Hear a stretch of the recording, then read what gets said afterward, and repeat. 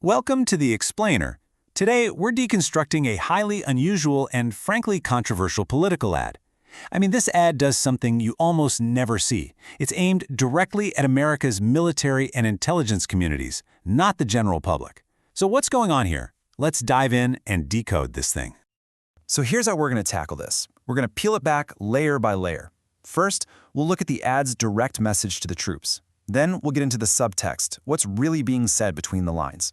We'll touch on what illegal orders actually means in the military, and then we'll zoom out to see if this whole thing crosses a major constitutional line. And, we got to look at history, because this isn't the first time something like this has happened. Finally, we'll talk about a huge unspoken rule of American democracy that this ad seems to challenge. Okay, so let's get right to the heart of it. The entire ad is built around one single repeated plea. This is the line that's causing all the commotion, and honestly, it sets the stage for everything we're about to discuss. Yep, that's it right there. You must refuse illegal orders. And it's not just some voiceover actor saying this. It's a group of Democratic members of Congress speaking what they believe is directly to service members. Now, this is what makes this so weird. Think about it. In a normal political ad, who's the audience? It's you, me, the voters, right? Politicians talk to us about the military. They almost never, and I mean never, talk directly to the military as the main audience. So the fact that they did here, well, it's a massive signal that this isn't your average campaign ad. So the big question is, how are they trying to persuade the military? Because this isn't just a random shot in the dark. It's actually a really well-structured argument. In fact, if you look closely, you can see a classic 5-step persuasion framework being used. Okay, check this out. First, you flatter your audience, praise their sacrifice. Step 2, you introduce a big problem, saying that civilian trust is at risk. Step 3, you need a bad guy, right? So you point the finger at this administration. Then comes the really clever part. You reframe their oath to focus only on the Constitution, conveniently forgetting the part about the chain of command. And finally, you offer them a safety net. Don't worry, we have your back.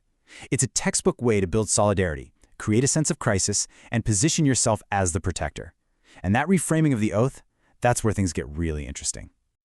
See, the ad hammers home the part about defending the Constitution, but what does it leave out?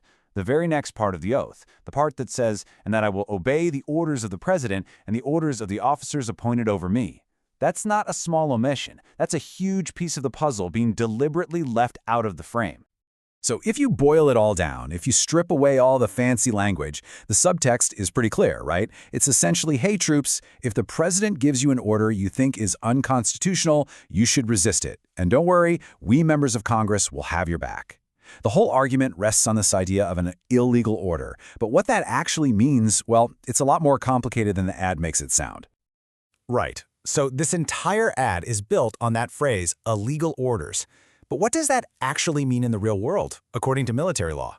How is a service member supposed to handle that kind of situation? The ad kind of makes it sound like any soldier can just wake up one day, decide an order is legal, and say, nope, not doing it. But is that how it really works? Not even close. The actual process is way more structured, and for good reason. Yeah, the legal standard here is incredibly high. The term they use is manifestly unlawful. And that doesn't mean an order you disagree with politically. It means an order that is so obviously and blatantly illegal that any reasonable person would know it on the spot. We're talking about things like being ordered to commit a war crime or torture a prisoner. There's no gray area. And unlike the picture the ad paints, there's a whole procedure for this. You don't just make a solo call. The first step is to ask for clarification. If it's still fishy, you talk to the JAG. That's the military lawyers who are right there at every level of command. If there's still doubt, it gets kicked up the chain of command.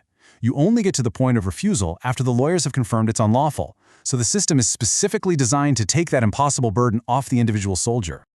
Okay, this next part is maybe the most important distinction we need to make. We have to separate what is technically illegal from what is constitutionally dangerous. Just because you can't be thrown in jail for saying something doesn't mean it's harmless to the system of government. So let's be super clear here. Is this ad illegal? No. It's protected political speech under the First Amendment. It doesn't call for an immediate specific crime, so it doesn't meet the bar for something like sedition.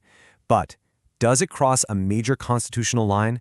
Well, the analysis says yes, absolutely, because it breaks that really important, long-standing norm of civilian control. It tries to stick Congress right into the middle of the military chain of command and encourages a kind of dual loyalty, which is a big, big no-no. Now, this whole situation might seem totally new, completely unprecedented. But it's not. Not at all. In fact, history has a lot to say about what happens when politicians try to go over the heads of national leaders and appeal directly to the military. And, spoiler alert, it's never a good story. I mean, let's go way back to ancient Rome. You had powerful politicians and generals who would appeal directly to their legions, demanding personal loyalty. And what was the result? The soldiers' loyalty shifted away from the Roman state and towards individual men. And that led to civil war and the complete collapse of the Republic. Fast forward to Weimar Germany right before World War II. You had all these different political groups, each trying to pull the military and paramilitary groups to their side. They were constantly questioning the legitimacy of the civilian leaders. The result? A totally fragmented chain of command and a massive power vacuum. A vacuum that was ultimately filled by the most extreme and authoritarian forces. Or look at Chile in 1973. You had political opponents on both sides telling the military to refuse unconstitutional orders from the other guy. They basically encouraged the military to become the judge of what was constitutional and what wasn't. And where did that end? The military decided it knew best, staged a coup, and installed a brutal, decades-long dictatorship. You see the pattern here, right? It's the same story over and over again. Politicians speak directly to the troops. They hint that the nation's leader is illegitimate. They frame disobedience not as treason, but as patriotism, as defending the Constitution. And every time, the chain of command fractures, and the result is chaos, coups, civil wars, and authoritarianism. So, what's the big idea here? What's the one fundamental principle that this ad and all of these historical examples put in jeopardy? Well, it cuts to the absolute core of how American democracy is designed to work. The guys who wrote the U.S. Constitution were students of history. They knew exactly what happened in Rome, and they were determined to prevent it from happening in their new country. That's why they created a unified chain of command, placing civilian control of the entire military under one person, the president, not under 535 members of Congress. One single commander-in-chief to avoid any confusion about who the military answers to. And that's really the bottom line here. The ad breaks this crucial unspoken rule. It's not dangerous because it's technically a crime. It's dangerous because it starts to chip away at the foundation of civilian control. That norm that has successfully kept the U.S. military separate from partisan politics for more than 2 centuries. Which leaves us with a really tough question, doesn't it? Where exactly is that line between protected political speech on one hand and dangerous interference with the chain of command on the other? As this whole situation shows, figuring out how a healthy republic maintains that boundary, well, it's more critical now than ever.